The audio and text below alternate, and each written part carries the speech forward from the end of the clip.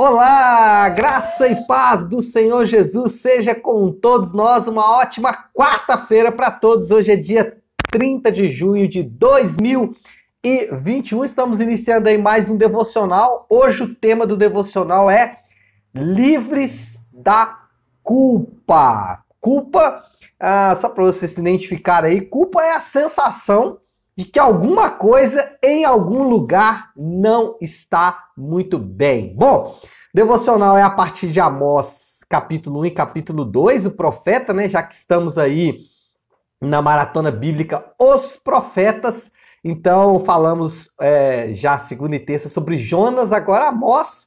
Estão escrevendo ali no mesmo período, entre 750 e 800 a.C., aliás, não é o contrário, né? Acho que é isso mesmo, 750 a 800 a.C., é porque antes de Cristo é o contrário. Mas, enfim, o que o nosso amigo Amós está fazendo aqui, só para a gente contextualizar um pouco o que está acontecendo na história.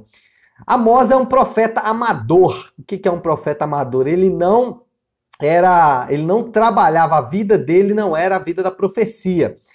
O início do seu livro diz que ele tinha uma criação de ovelhas, ele era um boiadeiro, ele cuidava ali de ovelhas. E ainda que o foco da sua profecia era a nação de Israel, ele ia escrever e escreveu focado na nação de Israel. Lembra que a nação estava dividida, aqui eram os reinos de Josias no sul e de Jeroboão II, mesmo de Jonas, no norte. Ainda que a profecia de Amós ela centralizasse ou ela focasse a nação de Israel, ele não deixa nenhum povo de fora. Ele não deixa nenhuma nação de fora, exatamente para mostrar que a culpa ela não era apenas um problema e a sentença dada por Deus não era uma sentença apenas para a nação de Israel, mas incluía todas as nações, inclusive as nações que Deus usaria para punir a nação de Israel. Então, o nosso tema hoje é para falar dessa sentença, dessa culpa, né? A culpa do crime, a sentença por causa do crime. E como eu disse, a culpa é a sensação que nós temos, ou que algumas pessoas têm, ou talvez você tem nessa manhã. A culpa é a sensação de que alguma coisa em algum lugar não está bem. Você não sabe bem o que é, você não sabe de fato o que é, você não consegue identificar de onde vem essa sensação, mas essa sensação permanece. Alguma coisa não está muito bem. Alguns sintomas da culpa, né? Alguns nomes que nós podemos dar para a culpa. Maldição hereditária, é a preferida. Não, eu sinto assim porque tem uma maldição na minha vida, é praga da minha mãe, não tem base no negócio desse não. Minha mãe rogou praga e o trem pegou mesmo. Maldição hereditária, alguns vão chamar a culpa de maldição hereditária. Outros vão dizer que é a lei da causa e efeito. Não, isso eu estou passando porque nós já fiz muita coisa errada, então... causa e efeito, semeou, colheu, né? Não tem jeito. Outros vão dizer que é síndrome de perseguição. Essa perseguição ela pode ser de demônios, né? Então a pessoa vai dizer o seguinte: não, pastor, os demônios estão se levantando. Outros vão dizer que é a perseguição de outros seres humanos, né? Não, eu estou sendo perseguido pelo meu chefe, pelo meu amigo, pelo meu pai, pela minha mãe, enfim, síndrome de perseguição.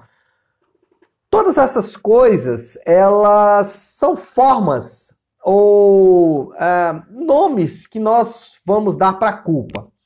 Culpa é a sensação de que alguma coisa em algum lugar não está muito bem. Bom, quando a gente vai olhar para a palavra de Deus, nós vamos perceber que Deus nos criou sem nenhum pecado e sem nenhuma culpa. Lá no Éden, a nossa consciência era completamente limpa. Nós não tínhamos do que nos arrependermos. Nós não tínhamos nenhum peso em nossa consciência. Depois da queda, o pecado passou a ser inerente ao ser humano. Por quê? Porque a culpa é o resultado direto do pecado. Por que nós sentimos essa consciência pesada? por que muitas pessoas, né, sentem a maldição hereditária, ou, como eu disse, a lei da causa e efeito, ou a perseguição, a sensação de estar sendo sempre perseguido. Isso é a sentença do juiz. Existe uma sentença, existe uma ficha corrida, existe alguma coisa contra você. E, na verdade, não é maldição hereditária, não é lei da causa e efeito, não é perseguição. É simplesmente a sentença dada pelo juiz. O juiz, que no caso é Deus, ele nos sentenciou. Ele sentenciou aqueles que estão debaixo do pecado. Então, existe uma sentença do juiz sobre as pessoas e essa sentença traz a sensação de que alguma coisa não está bem. E isso, de alguma forma, é bom. Tá? Eu vou mostrar que se você e eu não sentíssemos que alguma coisa em algum lugar não está bem, nós não procuraríamos a cura. E isso é, de alguma forma, Deus nos direcionando a buscá-lo novamente, a resolver o problema da sentença. Quando você vai atrás do motivo dessa culpa, se você usar de métodos terapêuticos, como achar que é só maldição hereditária, ou perseguição, ou demônio, ou lei da causa e efeito, você não resolve o problema de fato. Por isso que você continua sentindo que tem alguma coisa errada. O ponto é que essa sentença é boa para nos levar de volta para Deus. Ela pode se tornar ruim quando nós não confiamos que Deus de fato fez o que ele prometeu que faria. O que Deus prometeu que faria? Bom, a primeira coisa que nós temos que entender é que essa sentença ela é proclamada em um contexto de bênção. Olha só o que está escrito em Amós, capítulo 2, versículo 10. Amós, capítulo 2, versículo 10. O texto bíblico diz assim: Eu mesmo tirei vocês do Egito e os conduzi por 40 anos no deserto, para lhes dar a terra dos amorreus. Também escolhi alguns de seus filhos para serem profetas, e alguns de seus jovens para serem nazireus. O que Deus está dizendo aqui? Que a sentença que ele ia dar agora, ela é baseada no fato de que ele colocou a nação de Israel em um contexto de bênção. Então, essa é a primeira coisa que nós precisamos saber, que a sentença, ela é proclamada em um contexto de bênção e não em um contexto de punição. Ainda que a sentença tenha punição, ela não foi proclamada em um contexto de punição. Bom, esse é o quadro geral. Para resumir o quadro geral, nós somos criados em um contexto de bênção, em um contexto livre de qualquer culpa, consciência limpa. O pecado manchou esse cenário, manchou esse contexto, trazendo da parte do juiz uma sentença, uma carta lavrada dizendo que existe um crime que deve ser punido. Essa é a sentença do juiz. E esse é o nosso quadro, essa é a condição que estamos. Alguns podem chamar essa sentença de maldição hereditária, lei da causa e efeito, ou simplesmente síndrome de perseguição. Mas qual é o ponto? Esse é o lugar onde o homem se encontra, culpado pelos seus pecados. Bom, aonde entra então a bênção nesse processo? Primeiro, o escrito de dívida que era contra nós foi pago por Jesus. Essa é uma das promessas do Novo Testamento. Essa é uma das promessas de Jesus. Lá em Colossenses, o texto bíblico vai dizer que essa sentença, esse formulário do juiz, né? Esse ofício, lembrei, esse ofício do juiz com a sentença da nossa culpa, com a relação dos nossos crimes, com a relação dos nossos pecados, aquilo que de fato motivou a nossa condenação, a Bíblia diz que esse ofício, que esse escrito de dívida, ele está encravado na cruz. Então a primeira coisa que você precisa saber, que Jesus, ele anulou a sentença. E quando ele anulou a sentença, ele anulou a culpa. Então, quando Jesus estava sendo crucificado, o que Deus estava dizendo? Tudo o que você me devia, eu estou cobrando dele agora. Os pecados que nós cometemos no passado e os pecados que nós vamos cometer no futuro. Todos os nossos pecados, eles já estão todos alistados nesse ofício do juiz, todos alistados nessa sentença, estão encravados na cruz do Calvário. Anote agora o que eu vou dizer para você, que isso aqui é muito importante para você entender. Deus não vai te pegar. Deus não vai te pegar. Deus, ele não está atrás de você com o ofício do juiz nas mãos. Deus não está atrás de você com a sua sentença de morte nas mãos, te procurando para te pegar. Até porque toda a sua ira já foi derramada sobre Jesus. Tudo que era contra você, tudo que era contra mim, tudo que era contra nós, já foi colocado sobre Jesus. Então, o escrito de dívida foi rasgado, foi anulado. Deus não vai te pegar. Não existe mais essa possibilidade. E aí você pode estar agora perplexo. Você pode estar agora me olhando e falando assim, esse pastor aí, não sei não, hein? Como assim? Não tem mais nenhuma condenação para mim? Não. Não tem mais possibilidade nenhuma do juiz vir atrás de mim com o ofício para me prender, para me levar, para que eu seja punido dos meus pecados? Não, não tem. O escrito de dívida que era contra você foi anulado, foi rasgado. Já não há mais condenação para aqueles que estão em Cristo Jesus. É o que o Novo Testamento ensina. Bom, mas será que a gente tem que fazer alguma coisa com relação a isso? Sim, nós temos que fazer. Hoje, o Salmo é o Salmo 50. Olha só como que o Salmo 50 se encaixa perfeitamente no ensino que eu estou falando. Salmo 50, versículo 23. Diz assim: quem me oferece sua gratidão como sacrifício, olha só, quem me oferece sua gratidão como sacrifício, honra-me. E eu mostrarei a salvação de Deus ao que anda nos meus caminhos. Aqui está o porém. Esse escrito de dívida que foi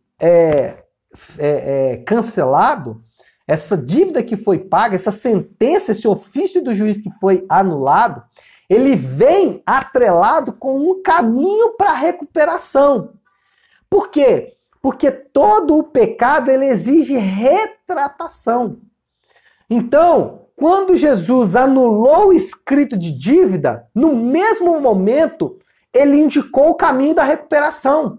Ele indicou o caminho que eu e você deveríamos seguir para que nós mostrássemos, como o Salmo diz aqui, que nós oferecêssemos como sacrifício a gratidão.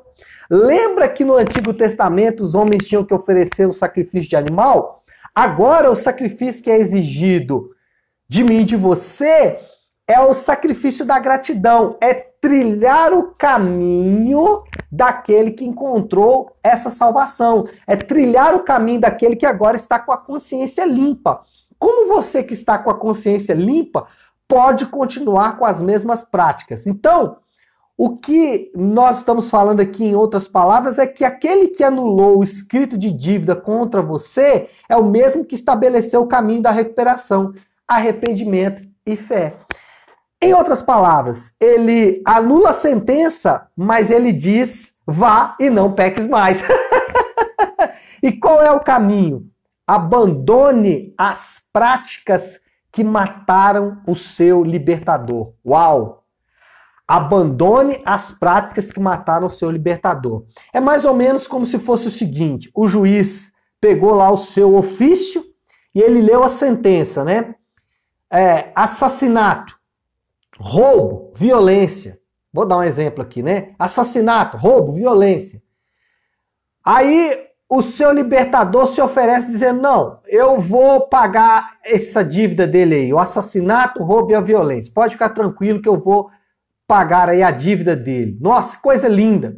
Mas será que você pode voltar a praticar o assassinato, o roubo e a violência? Não, você precisa apresentar sacrifícios de gratidão. Ou seja, você deve abandonar o assassinato, o roubo e a violência. Abandone as práticas que mataram o seu libertador. Abandone as práticas daquele que morreu exatamente para que o escrito de dívida contra você fosse cancelado. Confiar somente nele e não confiar mais nos seus instintos. É a segunda coisa, é a fé. Confie muito mais no que ele falou do que nos seus instintos. Não confie no seu coração. Não confie nos instintos do seu corpo, porque eles podem te enganar. Por isso que o Salmo diz: eu mostrarei a salvação de Deus ao que anda nos meus caminhos. Ele vai mostrar a salvação para aqueles que estão confiando simplesmente em Jesus. Bom, para resumir e finalizar, o arrependimento é abandonar práticas que estão descritas na palavra de Deus. Quais são? Eu sempre gosto de dizer: comece pelos 10 mandamentos, Sermão da Montanha e os escritos dos apóstolos. Esses são os caminhos do nosso arrependimento. Abandone as práticas que você sabe que ofendem a palavra de Deus. E muitas vezes essa sensação de culpa que nós carregamos é exatamente pelo fato de que continuamos nas práticas que ele morreu para nos salvar. Como você pode continuar praticando exatamente as mesmas coisas que ele morreu para te salvar? Não faz o mínimo sentido. E a segunda coisa é que a sua confiança não está mais nos seus instintos, mas a sua confiança agora passa a ser nele, como ele viveu, morreu e também ressuscitou. É isso, pessoal? Bom, então eu acho que dá para a gente já orar a partir disso. Eu quero deixar uma última palavra pastoral para você aqui. Se você entrou nesse devocional hoje sentindo-se culpado por alguma coisa, eu quero dizer para você duas palavras. Primeiro, Deus não vai te pegar, Deus não está te punindo, Deus não está cobrando os teus pecados de você. Nós não acreditamos na lei da causa e efeito, nós não acreditamos que aqui se faz, aqui se paga, não acreditamos nessas expressões que são apenas expressões culturais. Nós acreditamos sim que o escrito de dívida que era contra nós foi cancelado. Então, livre-se dessa culpa, livre-se dessa sensação de que Deus está querendo te pegar, de que Deus está te punindo, de que Deus está de alguma forma chicoteando você, né? Livre-se disso. Por outro lado, talvez essa culpa seja um indício de que você precisa realinhar os seus caminhos com os caminhos do Senhor. Você precisa se arrepender e crer nele. E se esse é o caso, faça isso hoje, faça isso agora. Arrependa-se dos seus pecados, deixe as suas práticas erradas, que são contrárias à palavra de Deus, para trás, e pela fé, confie que o Senhor está, de fato, anulando toda sentença contra você. Tá bom? Vamos orar? Feche seus olhos, pare aí o instante que você está fazendo. Hoje, nós vamos orar a oração que o Senhor nos ensinou, a oração do Pai Nosso. Então, oremos nesse momento. Pai nosso que estás nos céus, santificado seja o teu nome. Venha o teu reino, seja feita a tua vontade, assim na terra como no céu. Dá-nos hoje o nosso pão de cada dia. Perdoa as nossas dívidas, assim como perdoamos aos nossos devedores. E não nos deixes cair em tentação, mas livra-nos do mal, porque teu é o reino, o poder e a glória para sempre. Amém. Amém, pessoal? Então é isso. Nós vamos ficando por aqui. Que Deus te abençoe. Uma ótima quarta-feira para todos. Fiquem com Deus.